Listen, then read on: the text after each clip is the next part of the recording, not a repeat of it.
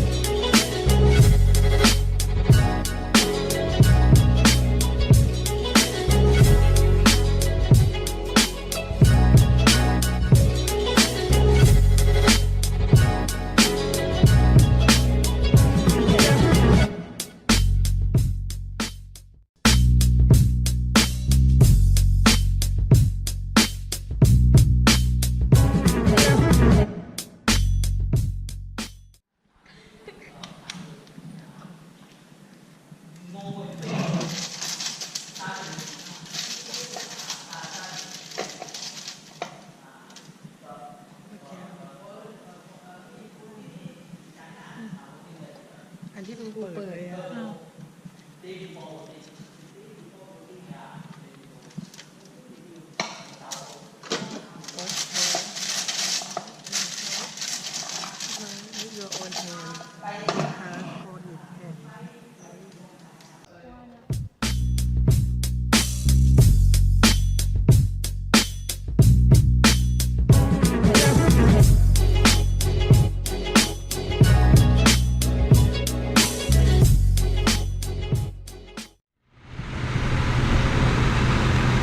จะชนละ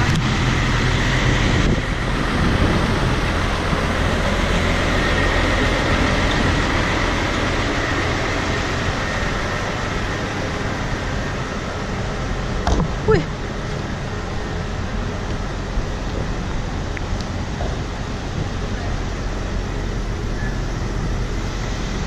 มันมีไหมอ่ะร้านถ้ามีก็เข้าไปเลยเอาไป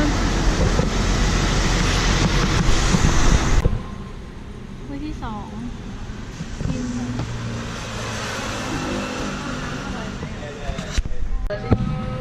คือว่าอันนี้เป็นเป็นยังไงบ้าง ปลาท่องโกะอร่อย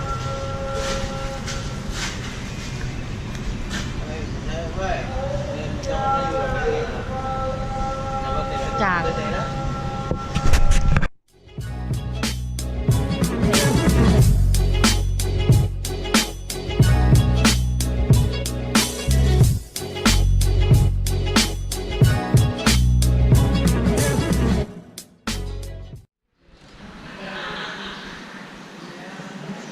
เขาให้ถ่ายได้ค่ะ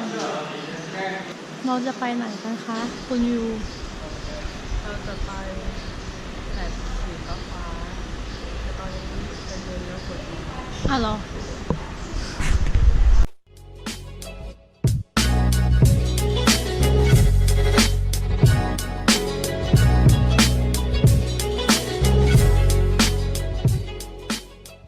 Views of the Chinese people accepted by many people as a sign of Germancy. But translated to encourage everybody to live in harmony with nature. Try to live in harmony with the surroundings so that these two wonderful gifts of nature to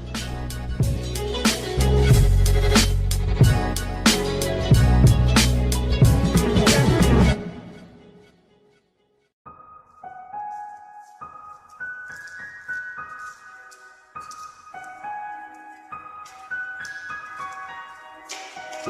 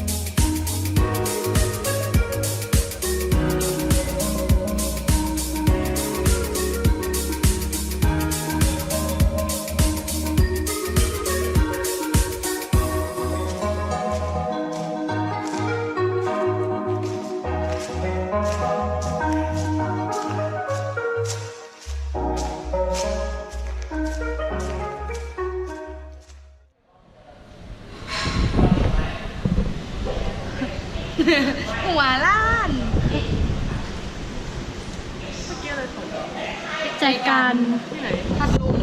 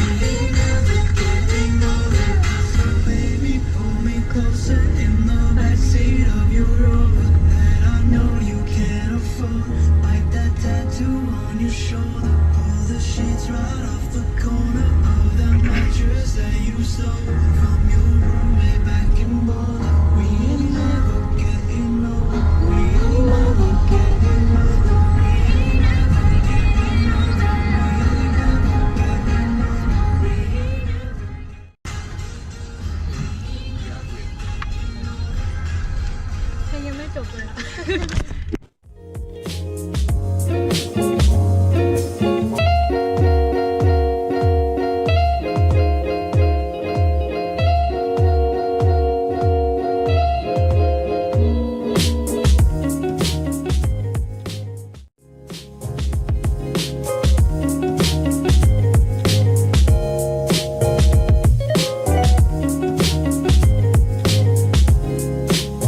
กินนะคะ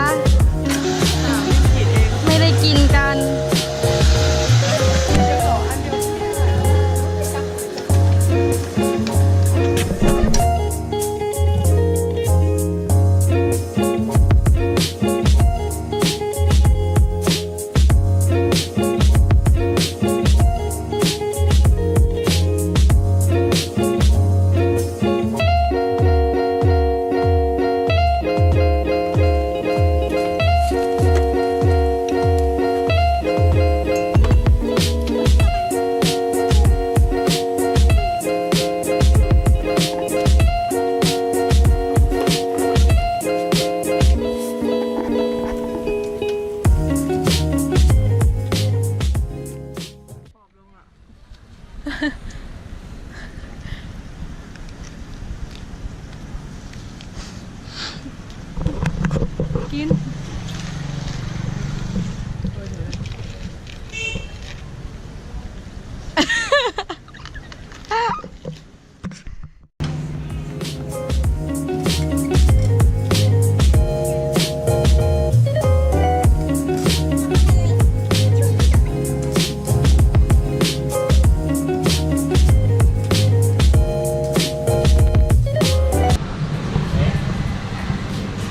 โคตรหอมเลย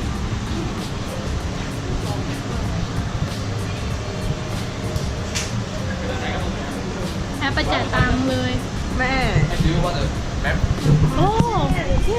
or you don't have the map? yes You number 7 now. โอเค oops sorry ไทยไม่รู้ว่าติดเขาหรือเปล่าพูดไทยได้ด้วยร้านนี้นะคะ ดีพ่อค้าแซ่บและพูดไทย กูไม่กล้าถ่ายเขาอ่ะ กูก็ไม่กล้า ทำเลยเนาะวันนี้เจ็ดไหน เจ็ดนะ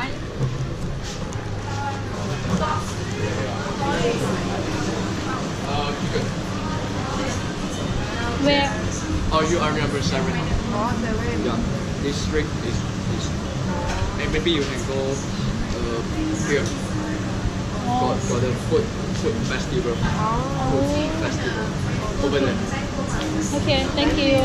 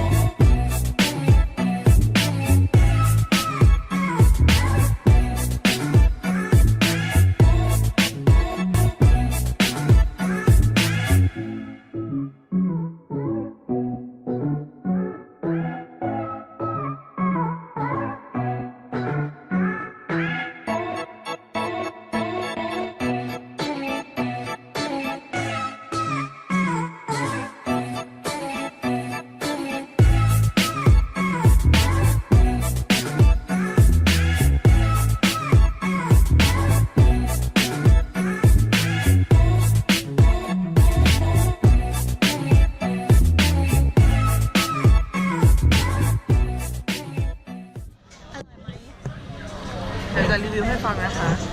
อันนี้อร่อยอยู่ มันเป็นเหมือนกับหม่าล่า แต่ว่าเอาไปจิ้มกับ เอาไปต้มแล้วก็ไปจิ้มกับน้ำหมูสะเต๊ะ แล้วก็อันนี้อร่อยอยู่แต่เลี่ยนแพงด้วย อันนี้กินคำแรกอร่อยคำต่อไปหวานเจี๊ยบ กินต่อไม่ได้แล้ว มึงเพิ่งเห็นเหรอ เม็ดนี้มันแตกในปาก ใช่ มีเม็ดตุ๊บ อันนี้แพงอยู่แต่ก็ราคาก็คือบิงซูมันก็คือราคาบิงซู ตกใจอะไรวะ อร่อยค่ะ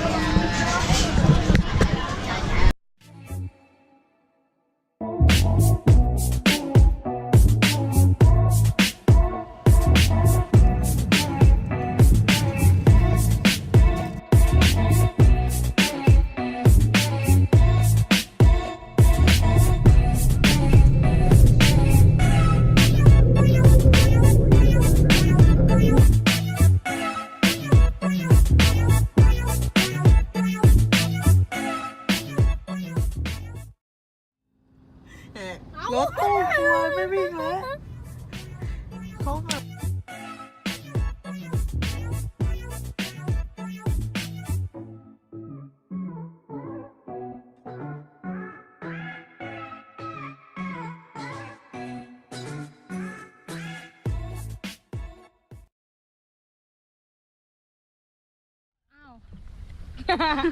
ดูหน้าด้วย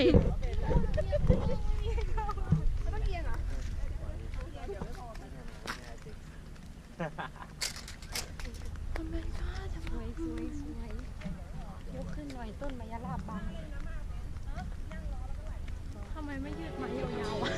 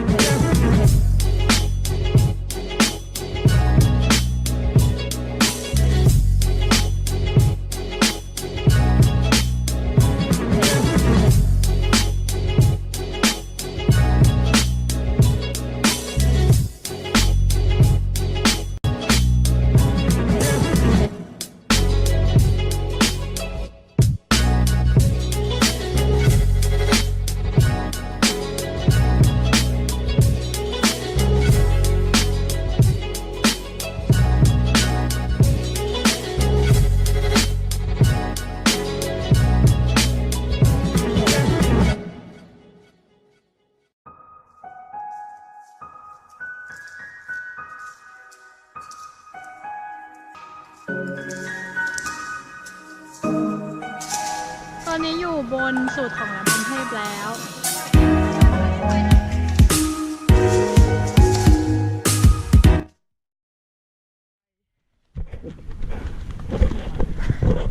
ตอนนี้นะคะเรากำลังจะเดินทางกลับด้วยแสงก็หมด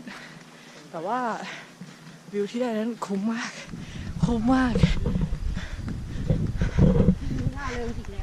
แล้วก็อีตัวนั้นก็คือเวลาขึ้นเขาลงห้วยอีนี่ก็กระโดดรถเต้นตลอดก็ไม่เข้าใจว่าเป็นทาร์ซานมาเกิดหรือว่าเป็นลูกของทาร์ซานแล้วก็ตอนนี้คนที่อยู่ข้างในเดินช้ามากกูเหนื่อย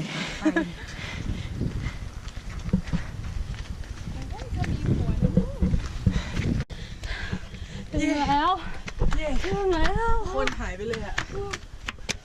โอ้ พอที่นั่ง ขอนั่งรถ ขอไปนั่งรถ หน้าเมือกหน้าแอป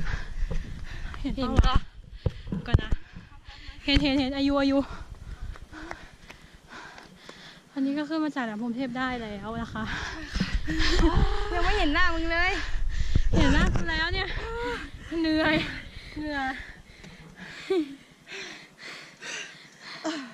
ไม่เห็นอะไรแล้ว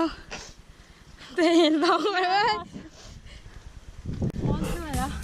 โอ้ยติด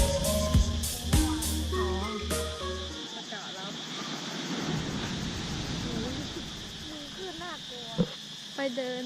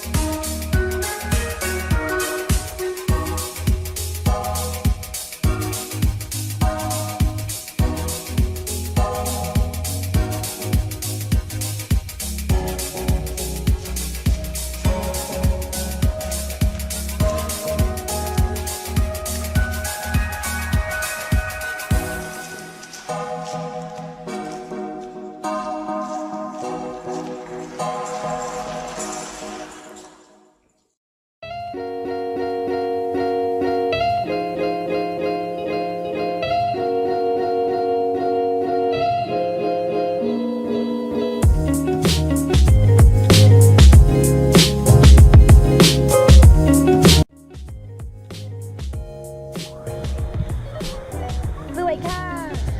เดี๋ยวจะบอกให้หมุนก็หมุนนะคะหมุนค่ะ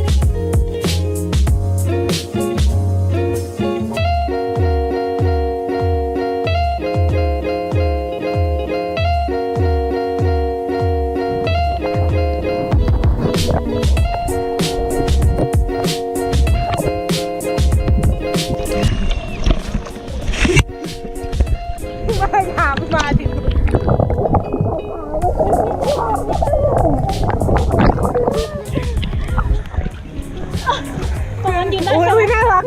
เหมือนหมูเลย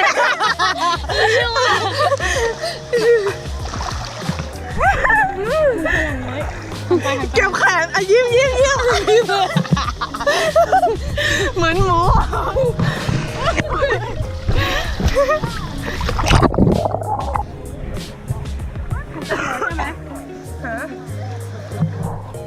ขากูไม่ถึงเลยก็ไม่ถึงเหมือนกัน งั้นเดี๋ยวกูเข้ากลางแล้วพวกมึงกอดกูไป อันนี้ ถ่ายอยู่ ไม่เดี๋ยวกู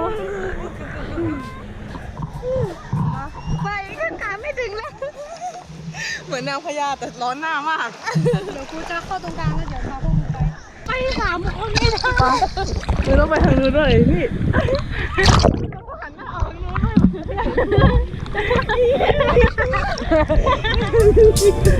กูต้องอยู่ยังไง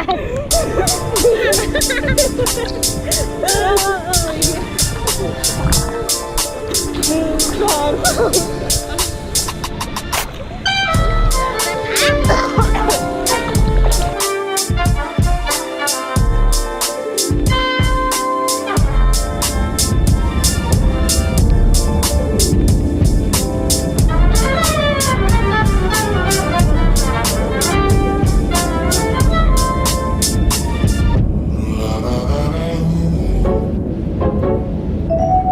ค่ะ